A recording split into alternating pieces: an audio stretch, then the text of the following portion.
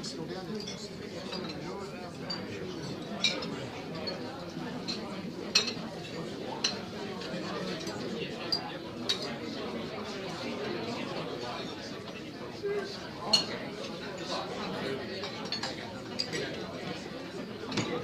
ladies and gentlemen, that was not meant to be a signal to restart conversation. Let me introduce Rev Allister, who is the Senior Minister at St John's in the city, the church not very far from where we are today. Allister will give us this year's Christmas message. He is a Wellingtonian by upbringing and firm loyalty. He started at Waitestown Primary School, then Wellington College, then Victoria University, where he studied accountancy, which, although I'm sure he doesn't claim this, it's an excellent training for a clergyman. Particularly a clergyman who runs a parish. They make some pretty hairy decisions often, and if you've got a sound hand on the tiller, it's extremely worthwhile. But while he was working initially in banking and insurance, Allister continued his studies, focusing on distance theology, that is, examinations by distance rather than resort to theology, and then went to Otago for 5 years training before becoming a minister. And he was appointed in 2008 at the very young age of 34 at the time, and he doesn't seem to have grown much older since then. Clergy are a bit like retired Supreme Court judges. They look far too young for what they should be. I'm always a great admirer of Presbyterian clergy. If you're a member of the Destiny Church, you know that sin causes earthquakes and life is certain. If you're an Anglican at the other end, you can believe anything, and if anybody complains, you can join another Anglican congregation. But Presbyterians take these matters seriously, as we saw in the press this morning, with only 30% of Americans nowadays believing in creationism, causes all sorts of trouble. Allister doesn't have, sorry, it's the other way around, only 30% of Americans now believing in evolution. Yes, and 70% still in the dinosaurs and man roamed the earth together for the first time about 10,000 years ago. So I shouldn't go too far down there, but it is something, it is something that is a challenge to the Presbyterian clergy, and they have a fine line to walk, not creationism in New Zealand, but questions of gay clergy or gay marriage, that kind of thing. And it's something that where you need a careful and tactful type of leadership. And many of us will, if not known Allister personally, have seen his style at funerals at St John's, and we're delighted to welcome you today, Allister.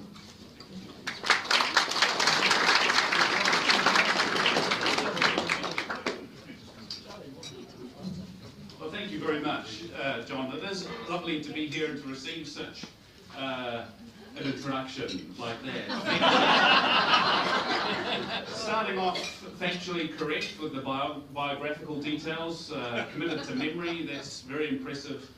Delving into then areas of some interest to some of you perhaps, but I'm afraid I'm not going to clear up many of those issues for you today, although I do intend to touch on the issue of earthquakes later on, which are at the forefront of our mind. Let me just start by saying that, telling you something that I did this morning, which was dropping off my 4-year-old to kindy. And my 4-year-old has a bit of a love-hate relationship with her kindy. She enjoys the teachers and her friends immensely, but every day that I take her there, she resists me leaving. Now, you appreciate I don't get this often, and so it's quite refreshing.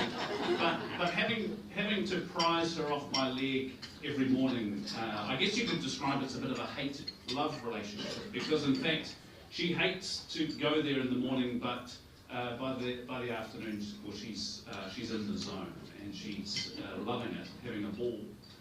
The reason I wanted to tell you about that this morning this afternoon is because I want us to think at this Christmas time a little bit about thankfulness. And something that I've noticed at the kindy, when we're at home with the family, we will have prayers and say grace before meals, and we'll address God when we do that. It's less appropriate, of course, at a kindy. You'll appreciate with the diverse community that our education for children, those communities are.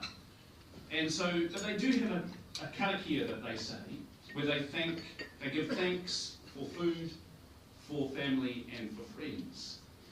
And it was this aspect of their life together as a kindy that had me wondering, why is it that we seem to share a collective sense of thankfulness? That seems to be something that we can share together. A common element of our sharing this planet is a sense of thanks. At different times, for different things, in different ways, we express thanks. And it's that aspect that I want us to just pause a little bit this morning. I keep saying this morning. You'll forgive me, I'm a Presbyterian minister. I do my sermons in the morning. So this is feeling very, it's feeling like very attentive. You're more attentive than my congregation. I must say, the wine must be helping. I wanted us to think about thankfulness today.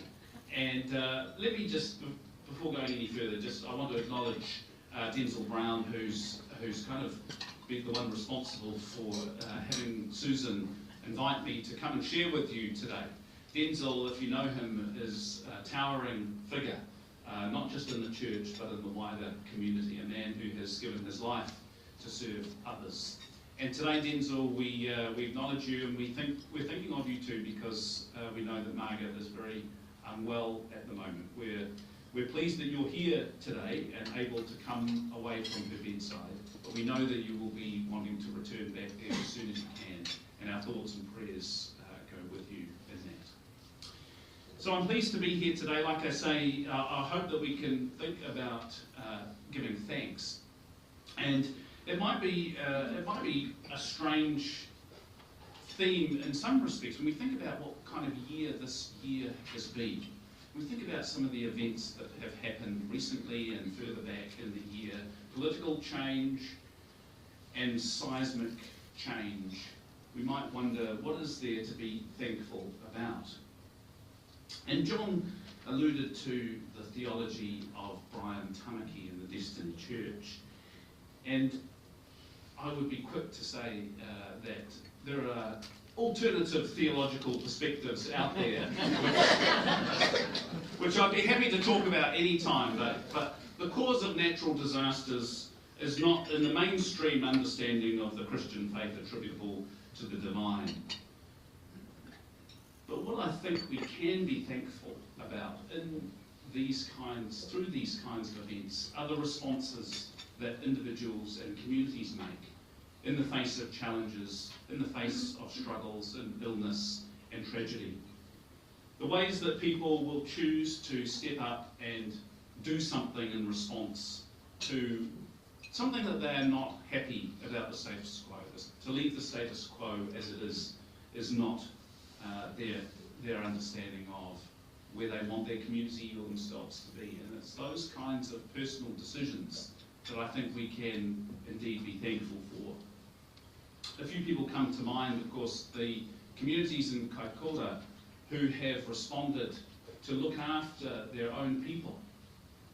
The marae, the local churches, those communities who want to bring stability back in a very shaky time, in a very shaky part of our country. We can be thankful for those people who are committed, who stay and lend a hand and rebuild those communities, both physically, emotionally, spiritually, to help people get back on their feet and to work hard to continue to do all that they do. I was chatting with someone recently who had met with some of the Navy personnel off HMS Canterbury, who had been in to, of course, extricate those who didn't belong in Kaikoura.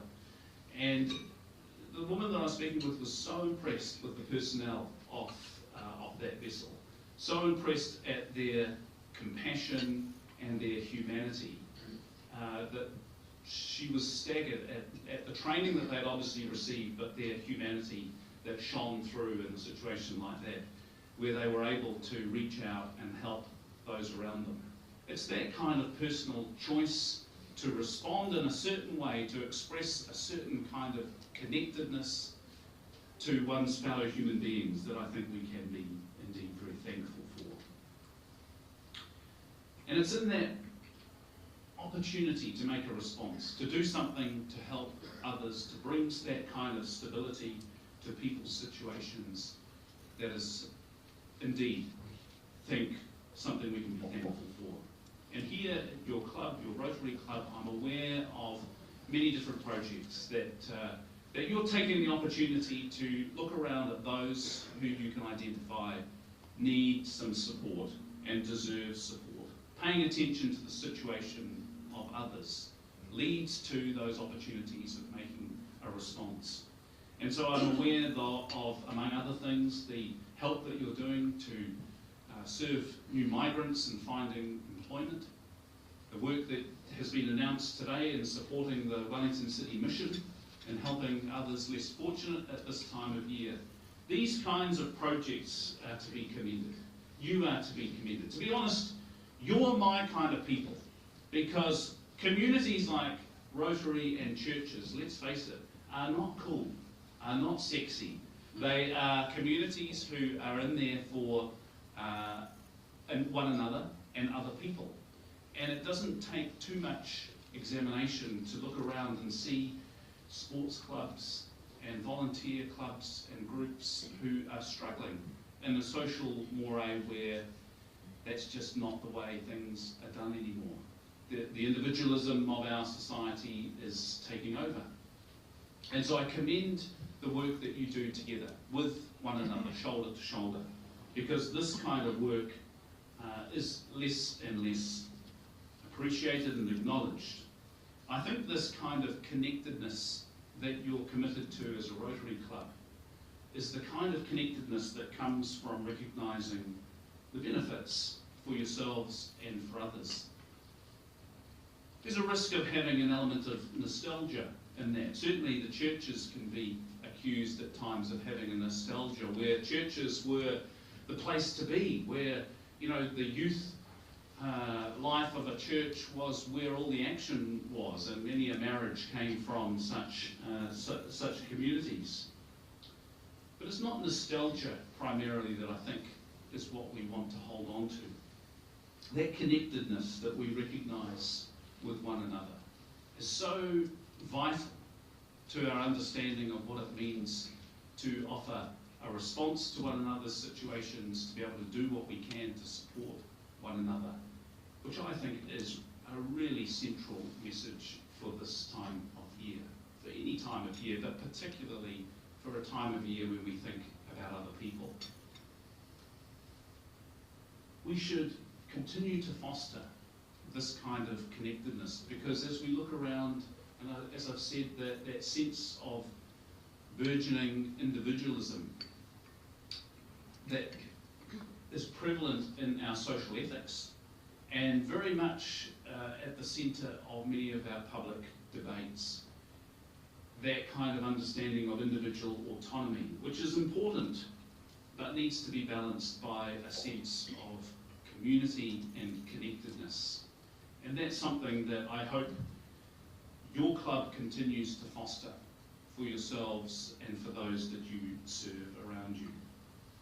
Indeed, there's many things for your club to be thankful about this year, many achievements that you've had, and that part of this celebration today is to acknowledge and give thanks to the people involved who have committed themselves to lead those, and for all that has been accomplished. I wanted to tell two stories. One is was alluded to when invited to come and speak, and that was really at the centre of the St John's community.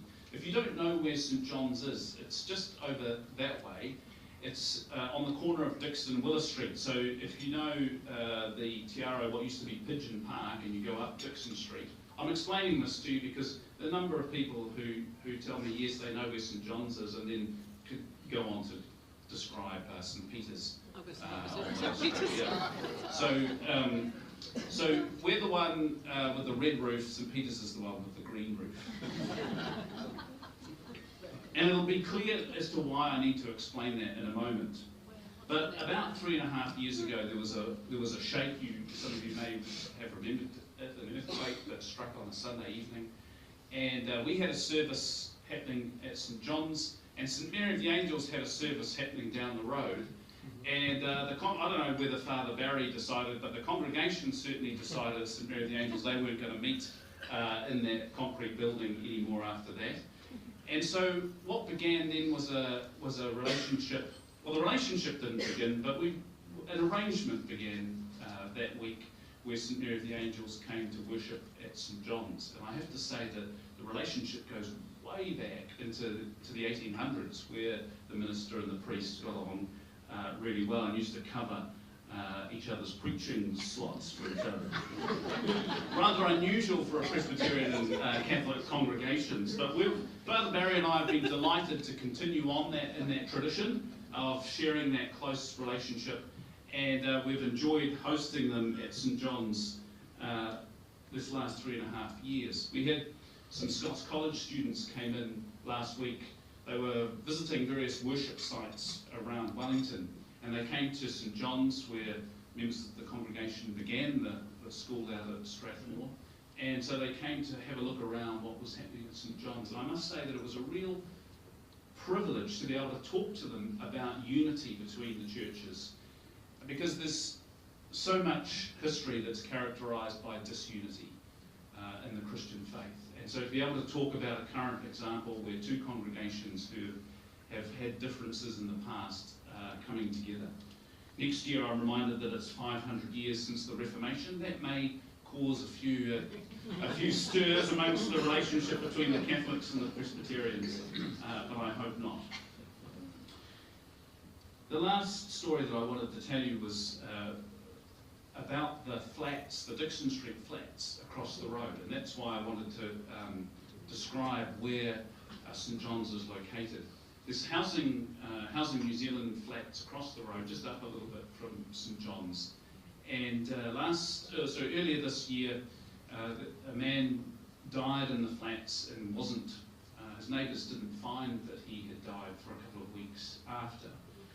Now, I've talked with his neighbours, and Bill was his name. Bill, I'm reliably informed, wouldn't have cared in the slightest. But others around us know, for the reasons that I've already been talking about, that kind of situation is one that leaves us feeling very uncomfortable. A situation where someone is so dislocated from those around them, has placed themselves there in this situation, is one that leaves us feeling it's not quite right. It's not the way it should be. Something is broken in this situation. And so with a partnership with the Wellington City Council and Housing New Zealand and other social agencies, we had a wee blessing. This is something that clergy get called upon from time to time. And when a blessing is needed, the clergy get called in. And it's usually a great privilege and honour to do so. And so we met with some of the residents there at the Dixon Street flats, and what emerged from that conversation was a weekly cafe where we meet at the top of that building. There's a community area which had been locked off for many years through really antisocial behaviour occurring up there. I'll leave that to your imagination as to what that might have been. But in a community of tenants with high needs and often drug and alcohol issues, we've together fostered an area, a space where there is safety and fellowship and friendship, perhaps not unlike what we're enjoying here together today.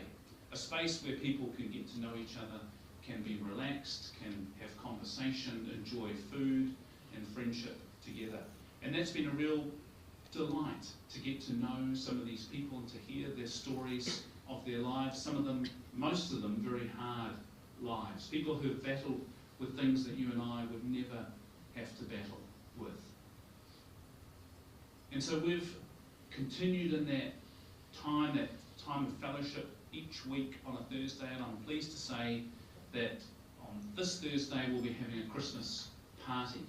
And so we'll be enjoying a time where we can share together things that we can be thankful for over the year, and we'll exchange gifts with folks who will probably have a pretty quiet Christmas in the Dixon Street flats. It's that kind of opportunity, I guess, that I want to tell you about, to encourage us all to think about those who are near, who we can reach out to and connect with, people who we can offer our attentiveness and offer a response to their situation as we understand our connectedness with one another. And so I wanted to leave you with a little bit of a challenge, because again, that's what you do at the end of a sermon. You leave people with a challenge. Okay, you're going to go out the door now, and what are you going to do to make a difference with what you've heard, with the hopefully inspiring message that has come forth in the front? I hope that you'll take the opportunity this Christmas to give thanks for what you have, to give thanks for the year that has been, what we've got through together this year, but also to have an opportunity to think about where you could be someone that others give thanks for. What might you be able to do that would cause another person to be thankful? It might be that you can make contact with someone that you haven't had contact with for a while, or to spend time with someone who would really appreciate that, or to make some other sort of gesture of love and grace at this time of year where that would be gratefully received. So that's my challenge for you this afternoon. May God bless you and grant you a very Merry Christmas with friends and family and all those around you. It's been a wonderful pleasure to be here today. Thank you to Mark and to all of you for having me here today. God bless.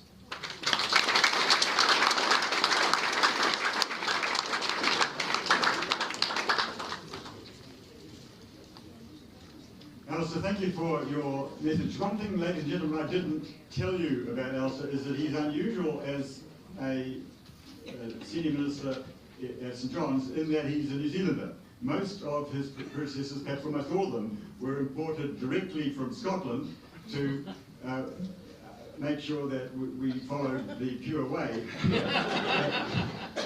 Now, you might say that'd be quite a problem. How would they ever understand what their ministers were saying?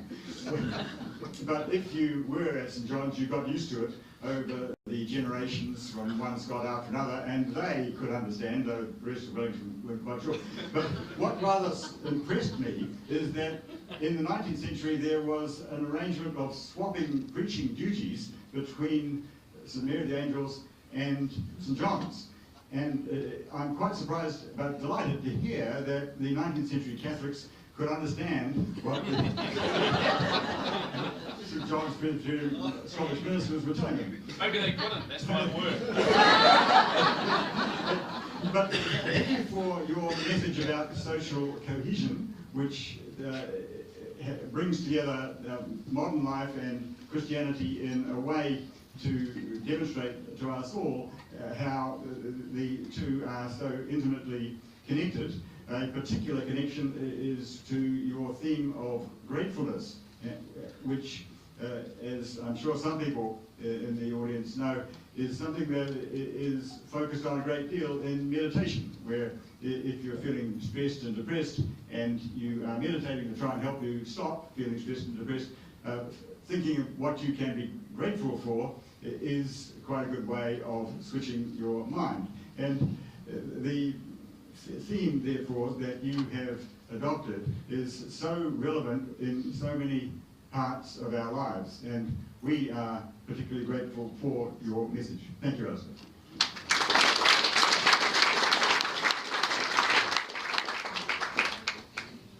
Thanks, John. Thanks, Allister. Who said Rotary wasn't sexy? Members with interesting events, any urgent before Christmas members with interesting events? If not, I'll invite whilst the singing group's coming back up to lead us through our last carol. Thank you to all our guests and friends and family for coming along today. And as we finish our 96th year, we're going to finish with a New Zealand classic, We Three Kings. Hold on. We've got a couple of events. Oh, sorry. I thought it was I recognised the singers. Sorry.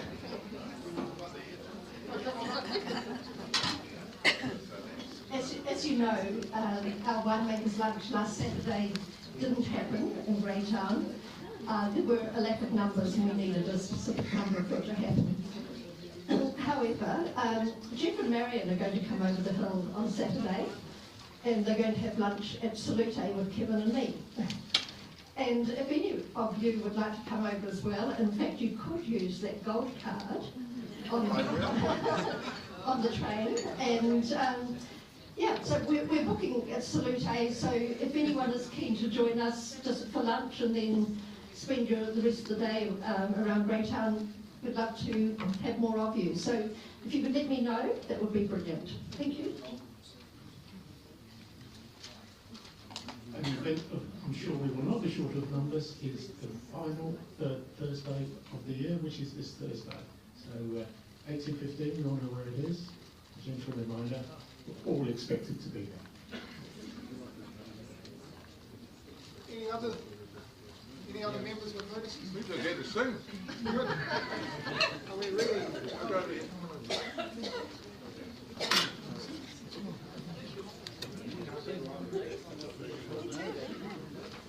New Zealand authentic classic.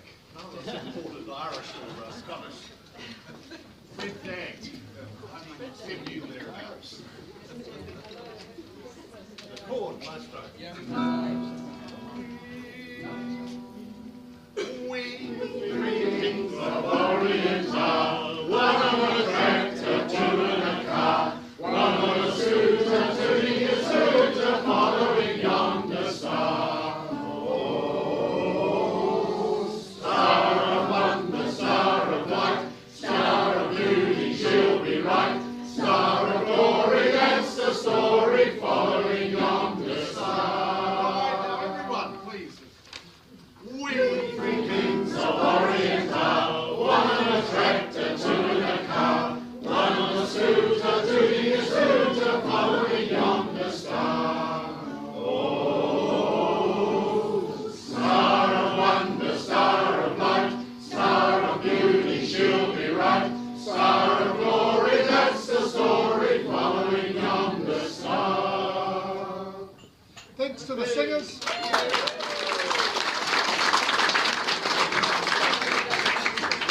Thank you all. Richard, thank you for that, doing it on your birthday.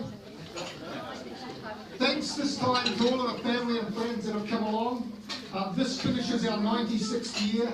See you all on Tuesday the 24th as our first meeting. And thank you for all you've done in 2016 to put your service before self and to make a difference. Enjoy Christmas, family time, and where you can make a difference to those around you. See you when we can in late January or early February. Merry Christmas. Have fun.